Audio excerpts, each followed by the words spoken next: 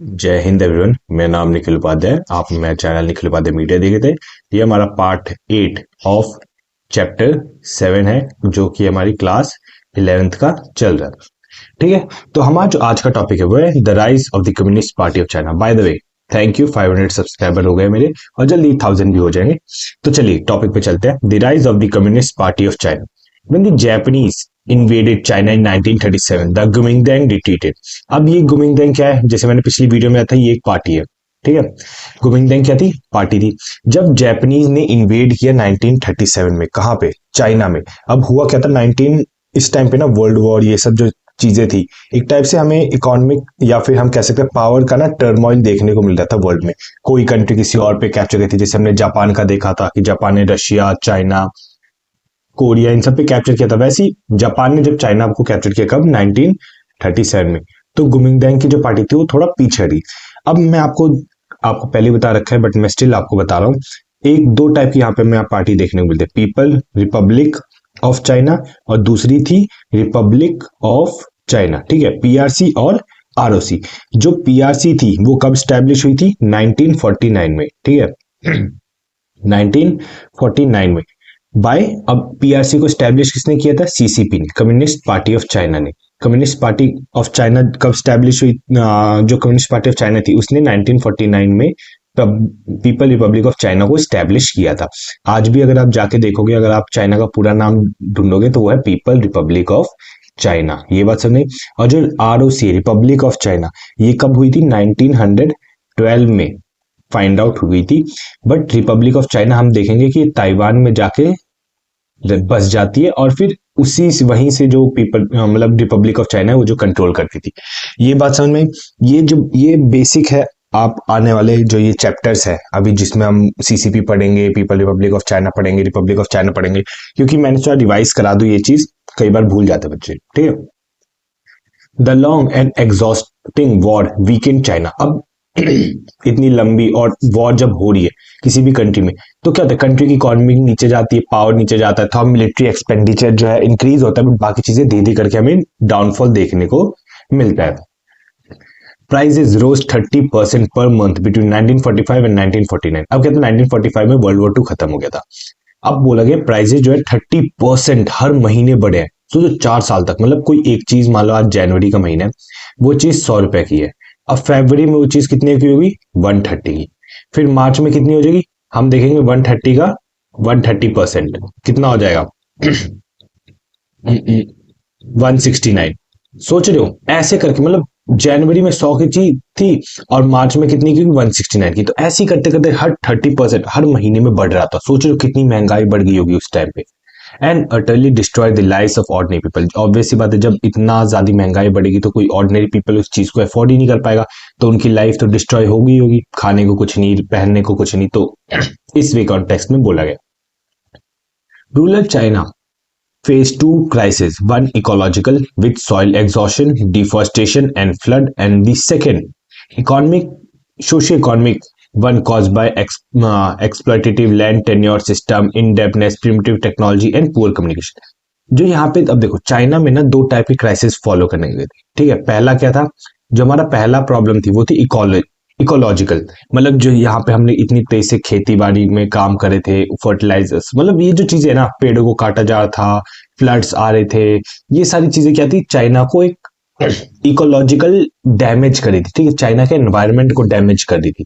और जो सेकंड चीज थी वो थी पैसों के बारे में। ठीक है, सोशो इकोनॉमिक, मतलब कि आपके यहाँ पे मनी भी ड्रेन हो रही है। यहाँ पे आप मतलब अच्छे तरीके से आप जो गवर्नमेंट है वो लैंड का रेगुलेशन नहीं कर पा रही है। लैंड किस तरीके से रेगुलेट होगा, इकोनॉमी किस तरीके से रेगुलेट होगी, ये चीज नहीं कर पा रही है। धीरे धीरे करके चाइना पे क्या होता है? कर्जा बढ़ते जा रहा था। प्रिमिटिव टेक्नोलॉजी चाइना अभी भी यूज करता है। मतलब कि वर्ल्ड में ना मान लो ट्रैक्टर्स आ गए हैं, बट चाइना फिर भी कुल्हाड़ी और फावड़ा इन सब पे क्या कर रहा है? एम्फेसिस कर रहा है। तो हमें ये चीज देखने को मिलती है। और पुअर कम्युनिकेशन, वही चीज कि सब लोग आज स्मार्टफोन पे, चाइना अभी भी कीपैड वाले फोन पे चले। तो एक एग्जाम्पल के लिए मैंने ये चीज बताई गई है कि चाइना ने अपने आप को पहला क्या? एनवायरमेंट से अपने आप को नुकसान पहुंचाया। दूसरा क्या था? अपने आप को इकोनॉमी से नुकसान पहुंचाया। दी सीसीपी, देखा सीसीपी है ना, कौन थी सीसीपी? ये थी जिसने पीपल रिपब्लिक ऑफ चाइना को स्टैब्लिश किया था। Had been founded in 1921। अभी सीसीपी कब हुई थी? 1921 में फाइंड आउट की गई थी। Soon after the Russian revolution के बाद ही सीसीपी को फाउंड आउट किया गया था। The Russians exercised a powerful influence around the world, and the leaders such as Lenin, Trotsky went to establish the Comintern or the Third International in March 1918 to help bring the world government that would end exploitation. अब देखो इतना ना था complex word डाले हुए, but मैं आपको easy way में बताता हूँ। इसमें बोला गया कि जब रशिया जो था एक टाइप से सक्सेस, एक कहते हैं ना कि जो रशियन रेवोल्यूशन के बाद हुआ क्या था कि कई सारी विचारधारा जो रशिया की थी वो काफी सारी वर्ल्ड में जा रही थी, ठीक है। अब जैसे उनमें से कुछ लीडर थे जिनका नाम था लेनिन और ट्रॉस्की, वो क्या कर रहे थे, उनने एक कॉमिंटर्न जो थी एक ग्रुप को एस्टेब्लिश किया जिसे हमने कहा है द थर्ड इंटरनेशनल। अब इनका काम क्या था, इनका काम ये था कि जो रशिया की विचारधारा है, जो रशिया की आइडियोलॉजी है, उसे क्या करना है, प्रमोट करना है, रशिया की आइडियोलॉजी को प्रमोट करना है वर्ल्ड में। ये बात सबने इसलिए ग्रुप बनाया गया था। सॉरी, थोड़ा अभी खाना खा गया तो थोड़ा गले में होता है खाना खाने के बाद मुझे कि गले में थोड़ा वैसे अटकना सा कुछ लगता है, ऐसा लगता है कि कुछ फंसा हुआ है अभी भी। तो कहा कॉमिंटन द थर्ड इंटरनेशनल मार्च, हाँ, ये ग्रुप को स्टैब्लिश किया गया था जिसका काम क्या था, आइडियोलॉजी को, रशिया की आइडियोलॉजी को प्रमोट करना वर्ल्ड स्टेज पे, help about the world government that would and exploitation. अब रशिया की आइडियोलॉजी क्या थी कि हम सबको इक्वल लैंड दे देंगे, ठीक है, सबको क्या होगा, इक्वल लैंड मिल जाएगा, तो इससे क्या होगा, कोई भी गरीब कोई भी अमीर नहीं आएगा, सब तो एक्सप्लॉयटेशन बंद हो जाएगी। द कॉमिंटर्न जो ग्रुप था and the Soviet Union supported Communist Party around the world, but they worked within the traditional Marxist understanding that revolution would be brought about the working class in cities. अब जो कॉमिंटर्न था और Soviet union, अब आपको Soviet union कौन है, 1991 के बाद जो था Russia as a country emerge होकर आया था। उस 1991 से पहले रशिया क्या था, एक स्टेट था, ठीक है। अब ये स्टेट किसके अंदर था, यूएसएसआर के अंदर, ठीक है, union of Soviet socialist Republic. इसके अंदर क्या था, एक स्टेट था जिसका नाम क्या था, रशिया। ये बात समझ में आई। अब यहाँ पे बोला गया सोवियत यूनियन और कॉमिंटर्न ने क्या किया, जितने भी वर्ल्ड में जो भी पार्टी जो कम्युनिस्ट आइडियोलॉजी को सपोर्ट करती उन्हें ये सपोर्ट करने लगे, ठीक है। बट इनका मेन मोटो क्या था, इनका ये था कि हम अपनी मार्क्सिस्ट आइडियोलॉजी को नहीं छोड़ेंगे, ठीक है। कौन सी ideology, Marxist ideology, Marxist understanding कह दो। तो इसके अंदर क्या था कि एक सबसे इंपॉर्टेंट जो चीज थी कि जो जैसे रिच है वो क्या करे, पुअर या फिर वर्किंग क्लास के ऊपर अपना पावर एक्सर्ट करे, उन्हें सप्रेस करने की कोशिश करे। तो मार्क्सिस्ट कहता है ये जो रेवोल्यूशन आएगा, ठीक है, कि जो ये वर्किंग क्लास जो प्रेजेंटरी क्लास है वो क्या करेगी, उठ के इस रिच क्लास के अगेंस्ट रिवोल्ट करेगी। इसे मार्क्सिस्ट आइडियोलॉजी कहा गया। तो मार्क्सिस्ट आइडियोलॉजी में यही है कि revolution would be brought about the working class in cities, की जो रेवोल्यूशन है वो कौन लाएगा, वर्किंग क्लास लेके आएगा, कहां पे, सिटीज में। ये बात समझ में आ गई। आगे चलते हैं। Its initial appeal across the national boundaries was immense, but it soon became a tool of Soviet interest and was dissolved in 1943. अब हुआ क्या कि ये जो आइडियोलॉजी थी बहुत तेजी से ना दुनिया में फैल रही थी, मतलब लाइक एक ना जो ग्रुप था वो अपनी पावर अच्छी खासी ना वर्ल्ड में ना यूज कर रहा था, बट धीरे धीरे करके जो पावर जो एक इनका मेन मोटो क्या था कि हमें एक्सप्लॉयटेशन क्या करनी है, खत्म करनी है। यहाँ पे लिखा ना 1980 में जो थर्ड इंटरनेशनल बनी थी इसमें क्या था, एक्सप्लॉयटेशन को खत्म करना है। बट ये जो मोटो था, इस मोटो से क्या होने लग गए थे, इधर उधर होने लग गए थे। ये इस मोटो पे ज्यादा ध्यान ना देके अब ये देखने लगे थे कि कौन सी कंट्री जो है वो कम्युनिस्ट आइडियोलॉजी को ज्यादा फॉलो करने लगी। तो अब यही चीज यहाँ पे बोली, the initial appeal across the national boundary was immense. Starting में तो बहुत सही चल रहा था, सब कुछ बढ़िया चल रहा, but it soon became a tool of Soviet interest. But धीरे धीरे करके क्या था, ये जो आइडियोलॉजी थी, ये कॉमिंटर्न जो ग्रुप था, ये क्या बन गया, एक सोवियत की टूल बन गया। टूल किस लिए, क्योंकि वो अब सोवियत जब चाहता, जिस कंट्री में मान लो कि यूएसएसआर है, ठीक है, यहाँ अफ्रीका में कोई देश है जिसका नाम हम डाल देते हैं एनयूएम, डाल देते हैं, मेरे चैनल का नाम ही डालते हैं एनयूएम। इसकी कुछ अलग आइडियोलॉजी, उसकी XYZ आइडियोलॉजी है। तो यूएसएसआर क्या करेगा, यहाँ पे जो एनयूएम इस कंट्री में, ठीक है, इस कंट्री में जो भी ग्रुप होगा जो कम्युनिस्ट को सपोर्ट कर रहा होगा, यूएसआर उस कम्युनिस्ट ग्रुप को सपोर्ट करेगा और इस एनयूएम में XYZ वाली आइडियोलॉजी को हटा के कम्युनिस्ट वाली आइडियोलॉजी यहाँ पे बैठाएगा। तो इस टाइप का जो टूल था यूएसआर इसे यूज करने लगे था कॉमिंटर्न ग्रुप को। इसी वजह से क्या था, इस जो ग्रुप था इसे कब खत्म कर, 1943 में इसे डिसॉल्व कर दिया गया था।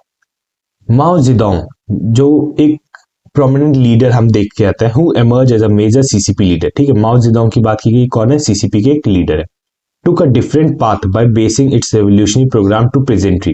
उनने क्या किया कि जो पहले रेवोल्यूशन का जो प्रोग्राम था वर्किंग क्लास के लिए था, अब उन्होंने कहा वर्किंग क्लास को हटाओ, हम जो प्रोग्राम में पेजेंट्री के ऊपर बेस रख देंगे। पेजेंट्री जो होगा इन पे हम ज्यादा एम्फेसिस देंगे, क्योंकि मोस्ट ऑफ दी आप देखोगे उस टाइम पे भी एग्रीकल्चर पे ज्यादा फोकस हुआ था। तो माओ जेडोंग ने कहा हम पेजेंट्री क्लास पे ज्यादा अपना फोकस रखेंगे इस रेवोल्यूशन में। His success made CCP a powerful political force that ultimately won against the Kuomintang। अब ये जो माओ जेडोंग ने काफी सारी पॉलिसीज लेके आए थे, उसके अगेंस्ट क्या था, वो सीसीपी को हरा पाए थे। ठीक है, जो कि कहता है एक powerful political force that ultimately won against the Kuomintang. मतलब हाँ सॉरी, जो सीसीपी थी ना वो मर्ज हो गई थी पावरफुल, और कुओमिंटांग हार गया था। मैंने उल्टा बोल दिया था कि सीसीपी को हरा पाए थे। तो सीसीपी ने क्या किया था, एक टाइप से कुओमिंटांग पार्टी को हरा दिया था। कुओमिंटांग, और सॉरी, कुओमिंटांग कहाँ गया? अच्छा मैंने बताया नहीं, जो आरओसी है इसे आप ये कुओमिंटांग भी कह सकते हो। ठीक है, कुओमिंटांग, या फिर आप कई जगह पे ना कुओमिंटांग को ना ये के भी यहाँ से क्यूमिंटांग भी बोला गया है। ठीक है, तो वो अलग अलग बात होती है। कई कई जगहों पे आप देखोगे, अगर गूगल वगैरह पे देखोगे तो। तब क्या था, Mao Zedong radical approach can be seen in Xinjiang. अब यहाँ पे चाइना में एक जगह है जिसका नाम क्या है, शिंगजियांग। अब आपको मैं एक गूगल मैप से दिखाता हूँ, पहले इसे ANG क्या स्पेलिंग थी, जिंगजी।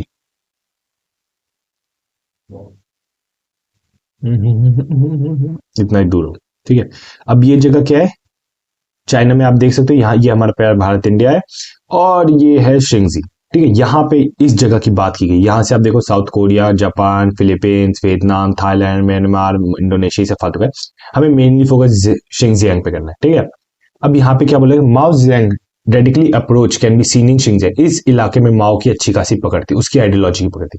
इन the mountains where they camped for 1928 to 1938 secure from the Kuomintang attack. अब क्या था, जब ये कुओमिंटांग को हराया जा रहा था, ठीक है, माओ जेडोंग जो था अच्छी खासी अपनी ग्रिप बना के रख रहा था।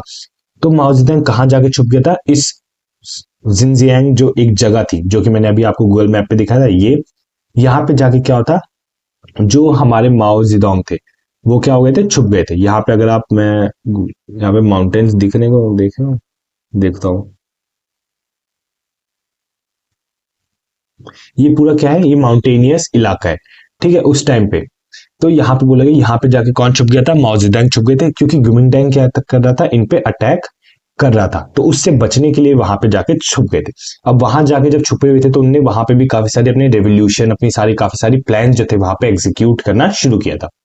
A strong peasant council was organized, united through the sophistications, confiscation and redistribution of land. अब क्या था, वहां पे ना एक प्रेजेंट्री काउंसिल को स्टैब्लिश किया गया था। अब ये काउंसिल कैसे स्टैब्लिश हुई थी, उनने वहां के जितनी भी जमीन थी उसे क्या कर लिया, कॉन्फिस्केट किया और उसे डिस्ट्रीब्यूट कर लिया। मान लो कि ये जमीन है, यहाँ पे 100 लोग रह रहे हैं, बट जो मेन लैंड है वो सिर्फ 10 लोगों के पास है। तो मतलब ऑलमोस्ट 90 जो लोग हैं वो तो लैंडलेस है। तो माओ जेडोंग ने किया कि यहाँ पे ना जो 10 लोग थे इनकी सारी जमीन ले ली, और उसे क्या कर लिया, बहुत छोटे छोटे हिस्सों में क्या कर दिया, हर किसी के पास एक पर्टिकुलर लैंड आ गया था। इस टाइम पे हमें देखने को मिलता है। तो हम यही चीज देखते हैं कि उनने क्या किया, पहले तो लैंड कॉन्फिस्केट किया, फिर उस लैंड को रिडिस्ट्रीब्यूट कर दिया कि क्या हो कि जो एक्सप्लॉयटेशन है, इनइक्वालिटी, वो खत्म हो जाए। Mao, unlike other leaders, stressed the need to for an independent government and army। तो माओ ने दूसरा काम किया था कि उन्होंने कहा कि हमें एक इंडिपेंडेंट गवर्नमेंट चाहिए और एक स्ट्रॉन्ग आर्मी हमें बनानी है। ये चीज जो कौन कर रहा था, माओ कर रहा था। मतलब माओ ये कहना शुरू कर चुका था, उसके ऊपर वर्क करना शुरू कर चुके थे। He had become aware of the women problem and supported emergence of rural women association, promulgated a new marriage law that forbids arranged marriage, stop purchase and sell of the marriage contracts and simplified divorce। उनने अब क्या किया कि उनने women's की problems पे भी ध्यान देना शुरू किया। उनने कहा कि ना हमें women को empowerment बनाना चाहिए, women के लिए अलग अलग ग्रुप्स बनाने चाहिए, कुछ नए मैरिज से रिलेटेड रूल्स लेके आए। फिर उनने जो शादियों के कॉन्ट्रैक्ट्स को खरीदा जाता था, उन्हें बेचा जाता, मतलब क्या होता कि शादी ना एक टाइप से कॉन्ट्रैक्ट के बेसिस पे होती थी कि ये कॉन्ट्रैक्ट है, ये या जो भी 1 2 3 जो भी जितने भी कॉन्ट्रैक्ट्स होंगे, कॉन्ट्रैक्ट ये जब फुलफिल हो जाएंगे तो शादी को हम क्या कर सकते हैं, खत्म कर सकते हैं, कि जब भी हम चाहे तब कॉन्ट्रैक्ट के बेसिस पे शादी की, जब चाहे तब कॉन्ट्रैक्ट के बेसिस पे शादी खत्म कर दी। इस टाइप की भी चीजों को माओ ने खत्म किया। और जो डाइवोर्स लेने के जो प्रॉब्लम जो वो थी, क्या कहते हैं, जो समस्या थी कि डाइवोर्स लेना कॉम्प्लिकेशन होता था, इस वजह से लोग मैरिज कॉन्ट्रैक्ट्स पे घुसने लगे थे, तो उन्होंने क्या किया, ये जो डाइवोर्स लेने की जो स्टेप्स थे उन्हें क्या कर दिया, इजी कर दिया। ये चीज हमें देखने को मिलती है। The Kuomintang blockade the communist Soviet force the party to seek another base. अब कहते हैं गुमिंगडेंग ने ना, जो ये जगह थी, कौन सी जगह थी, ये वाली जिंजी, ठीक है, हाँ जेंजी, शिनजियाक, ठीक है, कुछ भी कह लो, समझना चाहिए, ठीक है, मोस्टली इसे शिनजियाक ही कहेंगे, ठीक है। अब कहता है गुमिंगडेंग ने इस जगह को ढूंढ लिया और उसने वहां जाके क्या कर लिया, उन लोगों को पकड़ पकड़ के मारने लग गया। तो इस वजह से क्या हुआ, जो माओ की जो पार्टी थी उनने क्या किया, दूसरी जगह ढूंढने लग गए। ये जो ट्रांसफर में जगह थी कि एक जगह से जाना दूसरी जगह पे, ये क्या था, इसे एक टर्म बोला गया था, ठीक है, जिसे बोला गया द लॉन्ग मार्च। क्वेश्चन आ सकता है व्हाट इज द लॉन्ग मार्च। जब गुमिंगडेंग, तुम सबसे पहले ये एक्सप्लेन करोगे कि माओ जो था, माओ जेडेंग, उसने क्या किया था, गुमिंगडेंग की पार्टी को हरा दिया था। उसकी आइडियोलॉजी की वजह से माओ जो था वो कहाँ छुप के बैठा था, वो शिनजियांग में छुप के बैठा था। उसके बाद क्या हुआ था कि जब गुमिंगडेंग ने क्या उन्हें ढूंढ लिया और उसकी पार्टी को फिर क्या हुआ, दूसरी जगह ढूंढनी पड़ गई थी। इस चीज को बोला गया लॉन्ग मार्च। इस लॉन्ग मार्च में 16,000 माइल्स ना चला गया था शिनजियांग से किसी दूसरी जगह पे, ठीक है। ये बात समझ में आई। अब ये देखो, आप अगर मैप देखोगे ये वाला, आप सबसे पहले ये देखो, बॉक्स जो मैं सर्कल, इसमें ये जो येलो कलर का, ये क्या है, कम्युनिस्ट एरिया है। जो ये डार्क ग्रे कलर का, ये मेन रूट ऑफ लॉन्ग मार्च है। आप देखोगे यहां से शुरू होके कैसे घूमते घामते यहाँ से ऐसे ऐसे ऐसे होते पूरा यहां से ऐसे जाएगा, पूरा इधर उधर जा रहे हैं, ठीक है। ये चीज देख रहे हो आप, ये क्या है, पूरा का पूरा क्या था, लॉन्ग मार्च का रूट था। ये क्या था, 60,000 माइल्स का सफर था। Here in the new base of Yanan. अब इनने नया बेस बना, कहां बनाया, यानाना में। यहां आपको देखने को मिले ये चीज, यानाना, यहाँ पे वाई ई लिखा है, यहाँ पे वाई ए लिखा है, तो ये चीज का भी ध्यान रखना। They further develop their programme to end warlordism. अब इनने क्या कहा कि हम जो चीज सिंजियांग में करे थे, जिंगजियांग में करे थे, वो अब वही चीज हम कहाँ करेंगे, यानाना में करेंगे। वहां पे क्या था, उन्हें वॉर लॉर्डिज्म, जो कि लैंड, जो आदमी जो बड़ी बड़ी लैंड्स को कैप्चर करके बैठा था, उन्हें क्या किया, उन्हें साइड लाइन किया गया, उनकी जमीन को कॉन्फिस्केट किया और उस लैंड को वापस डिस्ट्रीब्यूट किया गया था। Carry out land reforms and fight foreign imperialism. और वहां पे जितने भी बाहर के लोग आए थे जो चाइना से के नहीं थे, उन्हें भी बाहर निकालने की कोशिश की गई थी। This one them a strong social base. अब इसकी वजह से क्या, वहां के लोग इनसे खुश हो जाएंगे, अरे वाह क्या काम कर रहा है ये जो माओ की पार्टी, कितना बढ़िया काम कर रही है, सीसीपी कितना अच्छी पार्टी है।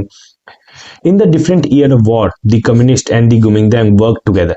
बट हम एक चीज देखते हैं, जो स्टार्टिंग का फेज था ना, उसमें गुमिंगडेंग और जो कम्युनिस्ट लोग थे उनने क्या किया था, साथ में काम किया था। But after the end of the war the communist established themselves in power and the Kuomintang were defeated. But जैसे ही वॉर खत्म हुई, जो जो बाहर से अटैक हुए थे उस टाइम तो कम्युनिस्ट और गुमिंगडेंग ने साथ दिया। बट जैसे ही ये वॉर खत्म हुई, उसके बाद क्या हुआ, जो कम्युनिस्ट थी उसने अपने आप को एक पावरफुल फिगर एमर्ज किया और जो गुमिंगडेंग थी उनने क्या किया, एक डिफीट उनने देखी। यही चीज बता रखा है किसमें, the rise of communist party में। सबसे पहले वाले पैराग्राफ में हमने ये देखा कि चाइना में क्या क्या प्रॉब्लम फेस हो रही थी। फिर दूसरे में हमने देखा सीसीपी कैसे एमर्ज धीरे धीरे करके सामने आ रही होती है और माओ कैसे as a powerful figure emerge होता है। फिर ये कौन सा पैराग्राफ था, दूसरा, हाँ तीसरे वाले पैराग्राफ में हमने ये देखा कि माओ जेडंग कहाँ छुप के बैठा था और उसने क्या क्या पॉलिसीज इंप्लीमेंट की। इस वाले में हमने देखा कि गुमिंगडेंग ने उन्हें ढूंढ लिया था, माओ ने फिर क्या किया था, एक दूसरी जगह गए, वहां पे भी उन्होंने सेम पॉलिसीज अप्लाई करने लगी थी और उसके से उनका स्ट्रॉन्ग बेस बना था। वॉर के स्टार्टिंग में गुमिंगडेंग और कम्युनिस्ट पार्टी तो एक साथ थी, बट जैसे ही वॉर खत्म हुआ तो गुमिंगडेंग जो थी कमजोर पड़ गई और जो कम्युनिस्ट पार्टी थी वो अपने आप को पावरफुल एमर्ज करके देखने को मिलती है। यहाँ पे हमारी ये जो 4 पैराग्राफ खत्म होते हैं। हम अगला टॉपिक शुरू करते हैं, उसका नाम क्या है, establishing the new democracy 1949 to 1965। अब क्या था, एक नया डेमोक्रेटिक एनवायरनमेंट हमें देखने को मिलेगा, कहां पे, चाइना में। The people republic of China, ठीक है, मैंने क्या बोला था, PRC, ठीक है, पीपल रिपब्लिक ऑफ चाइना कब स्टैब्लिश हुई थी, जल्दी बताओ। यहाँ पे लिखा है 1949 में, ठीक है। 1949 में कब हुई थी, पीपल रिपब्लिक ऑफ चाइना को स्टैब्लिश किया गया था। किसने स्टैब्लिश किया था, सीसीपी ने, कम्युनिस्ट पार्टी ऑफ चाइना ने। ये कम्युनिस्ट पार्टी ऑफ चाइना ये पार्टी है, PRC जो है चाइना का ओरिजिनल नेम है। It was base of Republic of New Democracy, an alliance of the social class, unlike the dictatorship of proletarian that the Soviet Union had establish. अब जो ये जो पार्टी थी पीआरसी, मतलब जो ग्रुप था जो पीआरसी है, ठीक है, चाइना, ये इसका मेन बेसिक प्रिंसिपल क्या था? न्यू डेमोक्रेसी, नया डेमोक्रेसी उन्हें चाहिए था। बहुत टाइम हो गया था सोशलिस्ट इन सब पे घूमते, एक डेमोक्रेसी की राह पे उन्हें जानना था। An alliance of the social class unlike the dictatorship of proletariat. अब प्लोलेटेरिएट क्या बोलेंगे भाई? This term was used by Karl Marx. Karl Marx कौन था? मार्क्सिस्ट थ्योरी जो मैंने आपको बताई थी। To stress that the working class would replace the repressive government of the propertied class. वही चीज जो मैंने आपको बताई थी कि जो वर्किंग क्लास है वो क्या करेगा? एक रिवोल्यूशन लेके आएगा अपने रिप्रेसिव क्लास के अगेंस्ट। रिप्रेसिव क्लास जो जो उन्हें प्रेजेंट या वर्किंग क्लास को क्या कहते थे? सप्रेस किए जा रहे थे। इस चीज का बोला गया the Soviet Union had establish.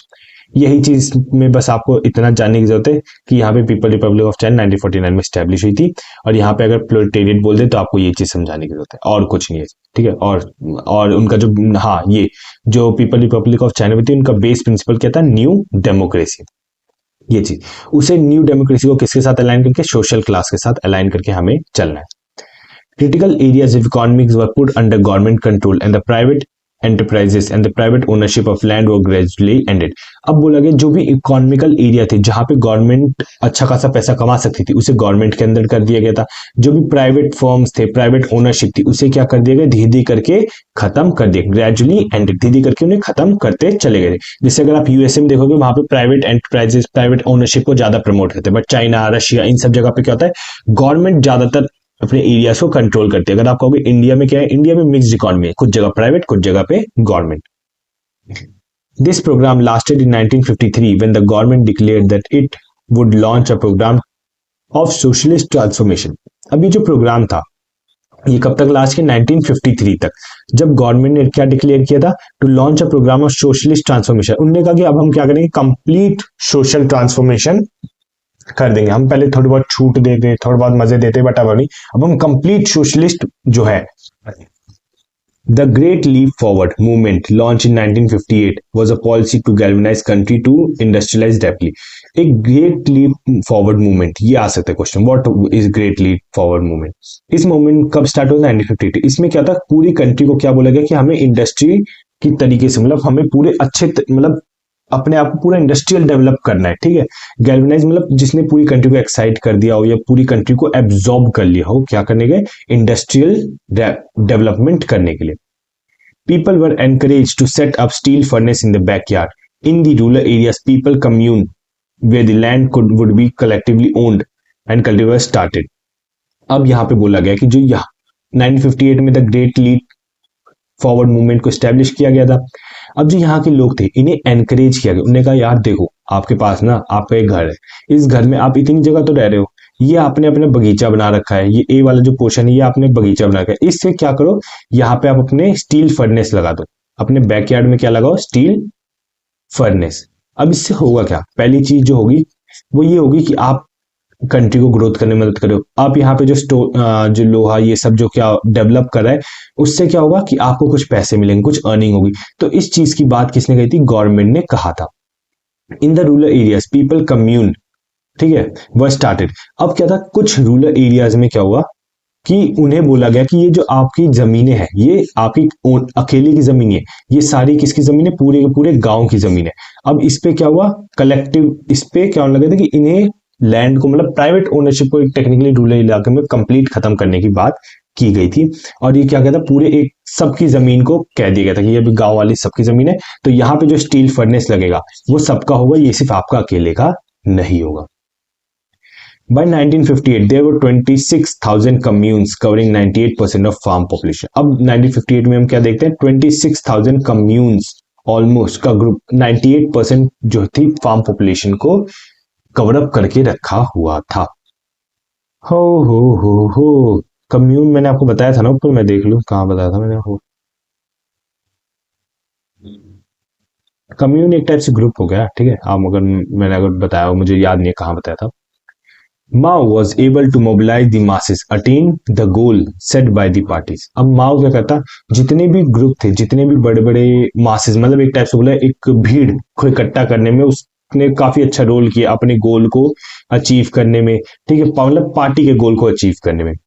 His concern was with creating a socialist man who would have 5 loves.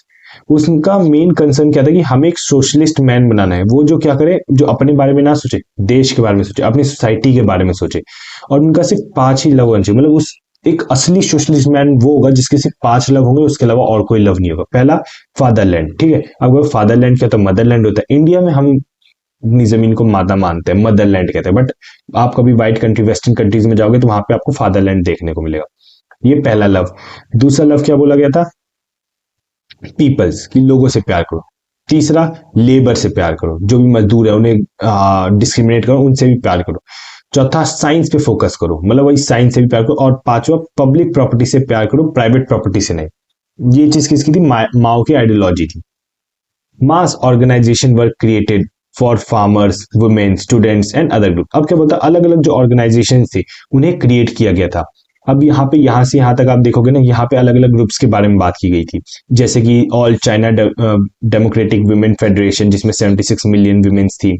All China student federation, जिसमें 3.29 मिलियन लोग थे। ये अलग अलग ग्रुप्स यहाँ पे डेवलप होते हुए हमें देखने को मिलते हैं। आपको इन ग्रुप्स का फायदा क्या, ग्रुप्स क्या होता है, कई बार ना आपको उस सोशल ऑर्डर को मेंटेन करने में मदद करता है, उस सोसाइटी को डेवलप करने में मदद करता है ग्रुप।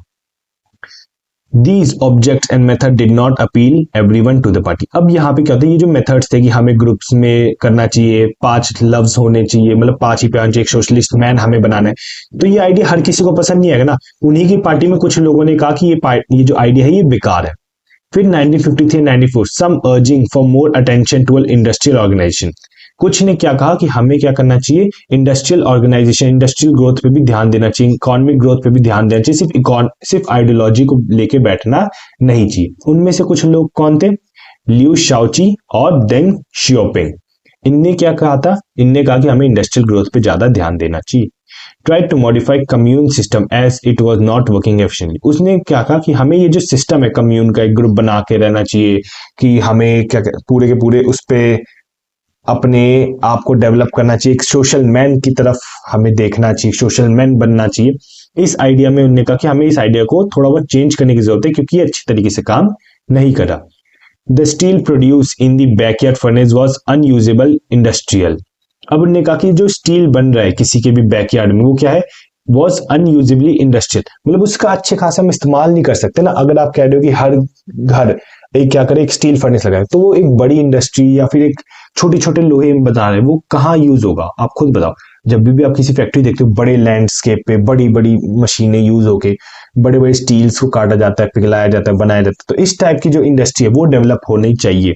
हमें घर के बैकयार्ड में फर्नेस नहीं चाहिए। ये किसने कहा था, डेन ने और लियू ने। ये बात समझ में आई।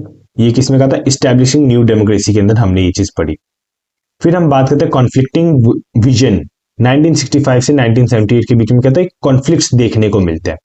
द कॉन्फ्लिक्ट किसके बीच में हम देखेंगे, the conflict between the Maoist wanting to create a socialist man and those who objected to emphasis on the ideology rather than expertise culminated Mao launching the great protest proletarian culture revolution 1965 to counter the critics. अब यहाँ पे हम एक चीज देखते हैं कि एक जो माओ बंदा था वो क्या कहता कि हमें सोशलिस्ट मैन बनाना है। फिर यहाँ पे कुछ लोग हैं जैसे लियू और डेंग, ये क्या कहते हैं कि हमें इस चीज की जरूरत नहीं है, हमें इस आइडियोलॉजी की जरूरत नहीं है, हमें इंडस्ट्रियल ग्रोथ चाहिए, हमें इकोनॉमिक ग्रोथ चाहिए। तो यही विजन जो था, यही जो कॉन्फ्लिक्ट है, हम यहाँ देखने को मिलेगा। द कॉन्फ्लिक्ट बिटवीन माओस के जो लोग थे जो कहते हैं कि हमें सोशलिस्ट मैन बनाना है, और दूसरे जो क्या कहते हैं हमें एक्सपर्ट्स पे फोकस करना है, हमें आइडियोलॉजी पे फोकस नहीं करना, हमें एक्सपर्टीज चाहिए, हमें आइडियोलॉजी नहीं चाहिए। ये बात सुनी। तो इन्हीं को मतलब ये धीरे करके ना, ये जो दूसरा ग्रुप था ये पावरफुल बन रहा था, तो इसे सप्रेस करने के लिए क्या किया माओ ने, क्या किया, एक द ग्रेट प्लोरेटेरियन कल्चर रेवोल्यूशन लेके आया। अब इसके अंदर था क्या, 1960 टू काउंटर द क्रिटिक्स। अब इसके अंदर था कि ये हम अभी आगे पढ़ेंगे। The Red Guard. अब इस सबसे पहली चीज के अंदर क्या हुई, रेड गार्ड की स्टैब्लिशमेंट। रेड गार्ड में कौन थे, स्टूडेंट्स थे, आर्मी थी, were used to campaign against the old culture, old custom, old habits.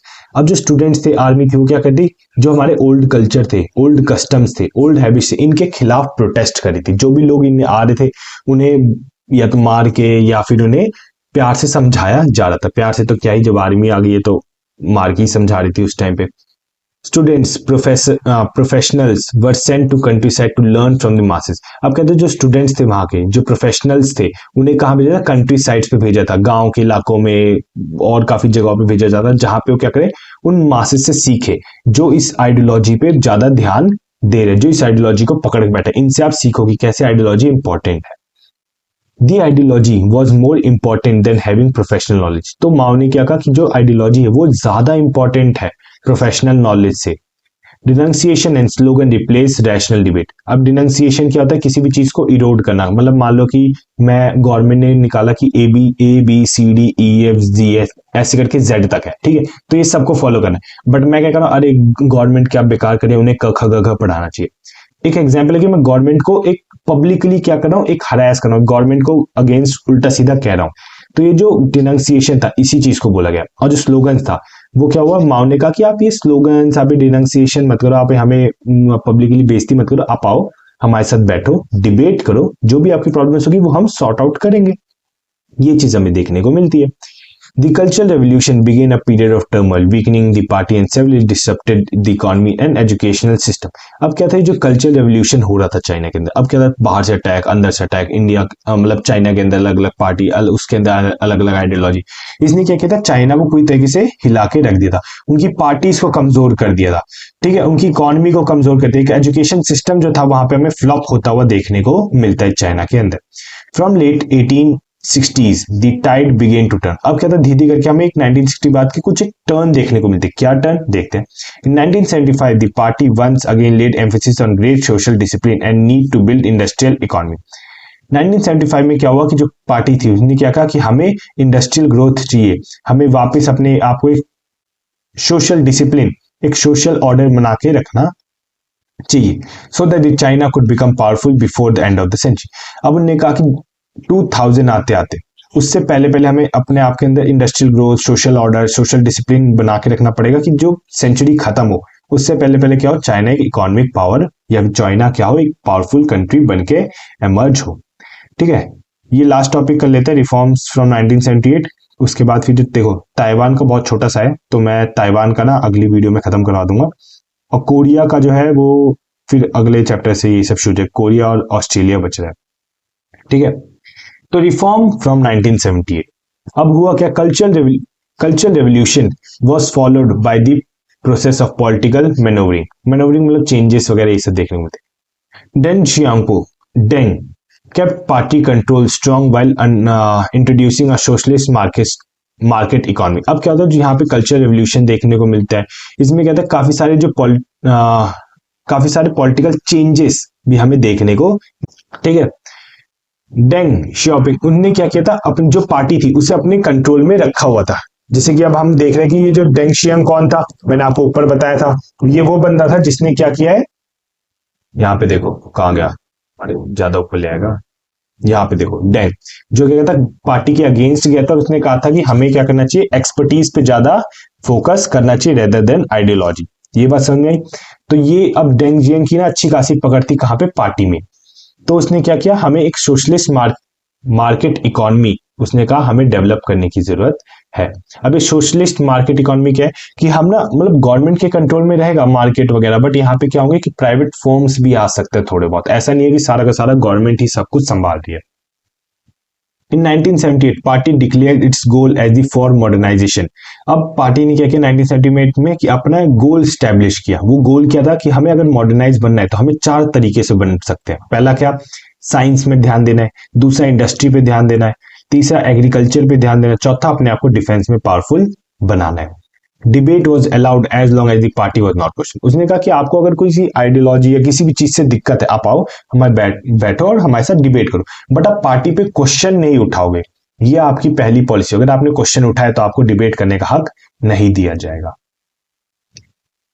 In this new and liberating climate at the time of the May 4th movement 60 years earlier there was exciting explosion of new ideas। अब हम एक चीज देखते हैं कि May 4th movement, ठीक है, उससे पहले क्या होता है, एक नया आइडिया, ये एक न्यू आइडियोलॉजी, एक नया आइडिया जो था उसने क्या किया, चाइना के दिमाग में प्रेशराइज कर दिया, चाइना के लोगों को ना एक सोचने पे मजबूर कर दिया। वो क्या था कि 5 दिसंबर 1978 में एक पोस्टर रिलीज हुआ। वो पोस्टर क्या था, द फिफ्थ मॉडर्नाइजेशन। पहले क्या था, 1978 की जो पार्टी थी उनने क्या कहा था कि हमें 4 मॉडर्नाइजेशन तरीकों पे ध्यान देना चाहिए। बट जो 1978 में ही 5 दिसंबर को एक पोस्टर रिलीज किया, उसने कहा नहीं, 4 मॉडर्नाइजेशन के तरीके नहीं, 5वां भी मॉडर्नाइजेशन का तरीका है, वो क्या है, डेमोक्रेसी। उसने कहा कि अगर डेमोक्रेसी नहीं है, the other modernization would come to nothing. उसने कहा अगर डेमोक्रेसी कंट्री में नहीं होगी तो ये जो 4 तरीके आप बोल रहे हो, 4 कौन से तरीके थे कि हमें साइंस को डेवलप करना, इंडस्ट्री डेवलप करनी, एग्रीकल्चर, डिफेंस, ये सारे के सारे क्या हो जाएंगे, फ्लॉप हो जाएंगे। ये बात समझ आई, ये सारे फ्लॉप हो जाएंगे। It went to criticize the CCP for not solving the problem of poverty or ending sexual exploitation, even citing cases of such abuse from within the party। अब इस पोस्टर में और क्या था, इस पोस्टर में ये था कि उन्होंने सीसीपी को क्या किया, क्रिटिसाइज किया। किस चीज के लिए, कि आपने अब तक ना गरीबी खत्म की है, ना आपने सेक्सुअल एक्सप्लॉयटेशन खत्म किया है। कई केसेस जो हैं वो तो आपकी खुद की पार्टी से आ रहे हैं, कि आपकी खुद की पार्टी के लोग क्या करें, सेक्सुअल एक्सप्लॉयटेशन कर रहे हैं, ये सब कर रहे हैं। तो आप कैसे कह सकते हो कि आप एक कंट्री को लीड कर सकते हो। These demands were suppressed, but in 1989, on the 17th anniversary of the May 4th movement, many intellectuals called for great openness and end of the ossified dogmas। अब क्या था, 1989 में क्या था, 17th एनिवर्सरी जो थी मे 4th मूवमेंट क्या, मैंने अपनी पिछली वीडियो में आपको बता रखा है। तो काफी सारे इंटेलेक्चुअल्स कहते हैं, उनने क्या कहा था, उनने कहा था कि हमें अब ना ये जो ऑसिफाइड डॉगमास, मतलब कि जो जबरदस्ती का रूल, ये जबरदस्ती के कानून हम पे थोपे जा रहे हैं, इससे हमें आजादी चाहिए। तो इस चक्कर में क्या हुआ, स्टूडेंट्स जो थे demonstrated at Tiananmen Square in Beijing were brutally repressed. इन्हें जो लोग थे, जो स्टूडेंट आ रखे थे यहाँ पे, जो बीजिंग में जो इस चीज के अगेंस्ट प्रोटेस्ट करते, उन्हें क्या किया, सप्रेस किया गया। मतलब बहुत बुरी तरीके से टैंक्स वगैरह ले आए गए थे। आज भी देखोगे, जब कोविड के टाइम पे था, कोविड में जो स्टूडेंट थे, या मुझे याद नहीं है कि जो लोग ही थे, वो बैंक वगैरह इन सब के आगे जाके प्रोटेस्ट करते, तो चाइना ने सड़कों पे टैंक उतरवा दिए थे। ठीक है, इस टाइप का हमें सोचो, इस टाइम आज 2024 की बात करो, मतलब 2024 नहीं, मतलब 20, 21, 22 की बात करो, उस टाइम पे जब चाइना की गवर्नमेंट ये कर सकते, तो इतने 1989 में तो जब मीडिया वगैरह इतना कुछ था नहीं, तब और क्या क्या कर सकती थी। तो यही चीज, बस मैं आपको पूरा नहीं बता सकता क्योंकि बहुत लेंदी हो जाएगा चैप्टर, तो आगे चलते हैं। This was strongly condemned around the world. अब क्या था, वर्ल्ड ने इस चीज को ना बहुत ही ज्यादा कड़े शब्दों में चाइना की निंदा की गई थी। The post reform period was seen the emergence of debates on ways to develop China. अब क्या था, जो पोस्ट रिफॉर्म पीरियड था, उसमें क्या हम देखने को मिलता है कि डिबेट्स वगैरह हो रहे थे चाइना के अंदर, कि हम चाइना को कैसे डेवलप कर सकते हैं, चाइना को कैसे इकोनॉमिक पावर बना सकते हैं, चाइना को कैसे इंडस्ट्रियल पावर बना सकते हैं, ये सारी डिबेट्स हो रही थी। The dominant view supported by the party is based on strong political control, economic liberalization and integration into the world market। जो पार्टी, देखो सारी डिबेट हो रही थी, बट पार्टी का एक मेन, या फिर हम कह सकते हैं पावरफुल या डोमिनेटेड व्यू क्या था, कि हमें जो है वो अपना पॉलिटिकल कंट्रोल बना के रखना है। हमें एक स्ट्रॉन्ग पॉलिटिकल पावर क्या चाहिए, सेंटर में चाहिए, कि मतलब वही कम्युनिस्ट आइडियोलॉजी ही फोकस करनी है, हमें अपनी इकोनॉमी को डेवलप करना है। ठीक है, और हम थोड़े थोड़े रास्ते, मतलब इकोनॉमिक लिबरलाइजेशन में हम अपने चाइना में ना थोड़ा बहुत दरवाजा खोल देते हैं कि बाहर की कंट्री आके हमारे कंट्री में क्या कर सकते हैं, निवेश कर पाए, मतलब इन्वेस्ट कर पाए। ये बात समझ में आई। Critics argue that increasing inequality between social groups, between regions, and between men women were creating social tensions। अब कुछ लोग कहते हैं कि इस टाइम पे क्या होता कि जो रीजन्स के बीच में, ठीक है, मेन और वुमेन के बीच में क्या होता, एक डिस्पैरिटीज, या हम कह सकते हैं एक तरीके से इनइक्वालिटी डेवलप होती हुई देखने को मिलती है। Finally there is a growing revival of market so called traditional ideas. फिर हम धीरे धीरे देखते हैं कि वहां पे क्या होता कि एक टाइप से ना revival of earlier so called traditional ideas of communism argument, कि जो कंफ्यूजनिज्म है, मैंने आपको बताया था कंफ्यूजनिज्म क्या था, ठीक है, ये इसका रिवाइवल हमें देखने को मिलता है। जो चाइना है वापस अपनी ओल्ड आइडियोलॉजी, जो कंफ्यूजनिज्म थी, उस पर फोकस करना शुरू कर जाती है। Can build a modern society following its own tradition then simply copying the west. तो उन्होंने कहा कि हमें जो चाइना है वो क्या करेगी, अपनी आइडियोलॉजी, अपनी ट्रेडिशन को फोकस करेगी, और वेस्ट को ही कॉपी कर, मतलब वेस्ट को कॉपी नहीं करेगी, बिना वेस्ट को कॉपी किए हम अपने आप को डेवलप बनाएंगे। ये किसका कहना था, चाइना का कहना था। ये बात समझ में, ये थोड़ा सा कंफ्यूजन आपको लग सकता है, कंफ्यूजन वाला लग सकता है, ठीक है, ये तो आपको समरी में बता दिया था।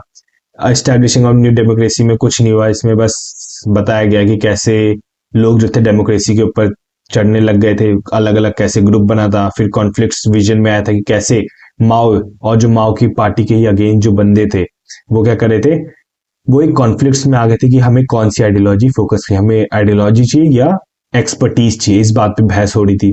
रिफॉर्म्स में आए थे कि कैसे कैसे धीरे करके जो बोला गया था कि हमें 4 मॉडर्नाइजेशन के तरीके हैं उन पे फोकस करना चाहिए। बट एक पोस्टर आया जिसने चाइना को पूरा हिला दिया, उसमें क्या था कि हमें डेमोक्रेसी पे फोकस करना चाहिए।